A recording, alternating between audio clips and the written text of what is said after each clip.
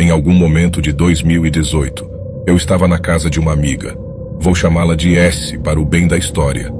Eu estava muito animado para a festa do pijama. Mal podia esperar para falar sobre todo o drama do ensino médio.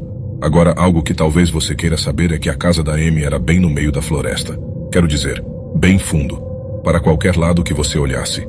Havia bosques, e o vizinho mais próximo ficava a cerca de 800 metros de distância. Mas na parte de trás de sua casa, havia um penhasco que levava ao oceano. A noite na casa da S começou muito bem. Nosso amigo Sam também estava lá. Jogamos verdade ou consequência, esconde-esconde e outras brincadeiras de adolescentes. Já estava ficando bem tarde, mas decidimos fazer uma caminhada pela avenida que levava às outras casas. Durante o caminho, perguntamos à mãe dela, e ela disse que sim, então começamos a caminhar. Depois de mais 10 ou 15 minutos, vimos um homem que estava caminhando do outro lado da rua em nossa direção. No início, não pensamos muito. Talvez esse cara estivesse apenas fazendo uma caminhada noturna também.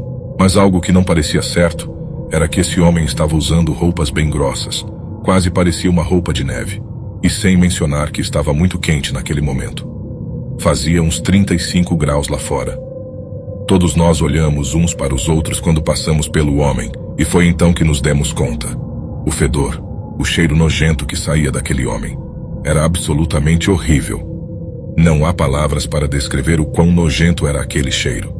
Era tão ruim que depois que finalmente nos afastamos alguns metros, minha amiga respirou fundo, quase como se estivesse segurando a respiração. Um dos meus amigos correu para a floresta e quase vomitou. Nesse momento, achamos que era melhor voltar. Nossa amiga que quase vomitou estava implorando para voltar de qualquer maneira. Todos concordamos que seria a melhor ideia voltar. No caminho de volta, passamos por ele novamente. Dessa vez, prendemos a respiração antes de passar por ele, mas quando olhamos para trás, percebemos que ele não estava mais caminhando na direção oposta. Mas em vez disso, estava nos seguindo. Isso era realmente irritante. Aquele homem de cheiro nojento estava agora trazendo seu fedor ainda mais para perto. Não tivemos escolha a não ser acelerar o passo. Começamos a andar rápido. Ainda tínhamos cerca de 1 quilômetro para chegar à casa de S. Quando começamos a acelerar, o mesmo aconteceu com o cara com cheiro nojento e aleatório. Todos nós nos olhamos assustados e irritados. Aumentamos ainda mais o ritmo, quase a ponto de corrermos. Mas é claro que o homem acelerou ainda mais agora. A essa altura, estávamos correndo, e meu amigo Sam olhou para trás. E então ouvimos. Sam soltou um grito de gelar o sangue ao olhar para trás, o que fez com que S e eu olhássemos para trás também. E o que vimos até hoje me deixa absolutamente horrorizado. Esse homem estava correndo em nossa direção. Ele tinha o que parecia ser uma faca, onde algo o afiou. S, Sam e eu começamos a gritar enquanto corríamos pela estrada. Nossos gritos fizeram com que ele parasse de nos perseguir. E ele acabou parando. Mas ele não se mexeu. Ficou parado, observando enquanto saíamos. Ele não ficou por perto para ver quais eram suas intenções. Voltamos correndo para a casa de S. Quando voltamos, batemos a porta e decidimos que não contaríamos aos pais dela, pois eles já estavam dormindo. Fomos todos para a sala de estar para terminar de preparar nossas áreas de dormir. Algumas horas se passaram. Eram cerca das 2 da manhã. Nesse momento, estávamos assistindo a alguma coisa. Não me lembro o que era, mas sei que era um filme de terror. Não, eu mencionei que a casa dela ficava em um penhasco por um motivo.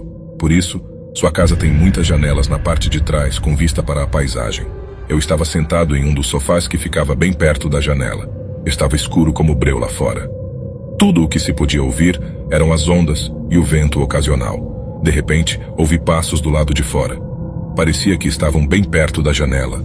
Contei a meus amigos, e eles me disseram que provavelmente era o veado que sempre passa por ali. Há 2 anos, eu vinha alimentando um veado que sempre vinha até esta janela.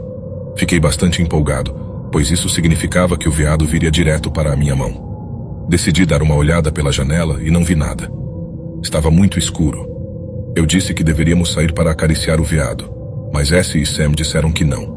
Eles me lembraram do que aconteceu antes e eu concordei. Então voltamos a assistir ao filme. Mais 1 hora se passou e todos nós estávamos nos sentindo cansados. Desligamos a TV e fomos para debaixo dos cobertores. Passaram-se cerca de 25 minutos. S e Sam estavam dormindo profundamente, mas eu sentia que não conseguia descansar. Alguma coisa estava acontecendo.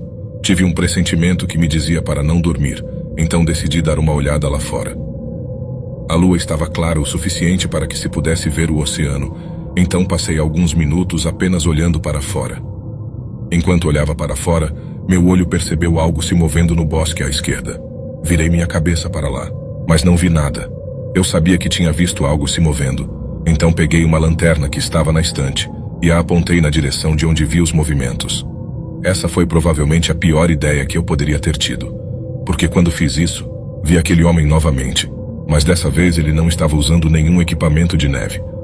Em vez disso, ele estava completamente sem camisa, e eu não estava disposto a descobrir o que mais ele não tinha vestido. Então, tentei acordar S e Sam e contar a eles o que eu tinha visto. Sam acordou, mas S estava dormindo profundamente. Eu disse a Sam para olhar para fora, mas quando olhamos, ele havia desaparecido. Sam olhou para mim com uma expressão bastante irritada, como se eu estivesse brincando com ela. Eu lhe disse que não estava, mas ela não acreditou em mim. Ela voltou para a cama e eu fiquei ali deitado.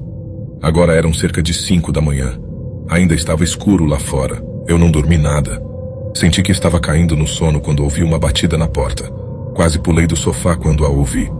Eu sabia que não deveria abri-la, mas minha curiosidade levou a melhor. Fui até a porta e olhei pelo olho mágico, mas novamente não vi nada. Minha cabeça devia estar brincando comigo. Voltei novamente para o sofá e joguei o cobertor sobre a cabeça. Acabei pegando no sono, mas acordei por volta das 6 da manhã suando frio. Algo não estava certo. Novamente, meu corpo não parava de tremer. E então me dei conta. Aquele fedor familiar, aquele cheiro nojento. Quase vomitei ali mesmo.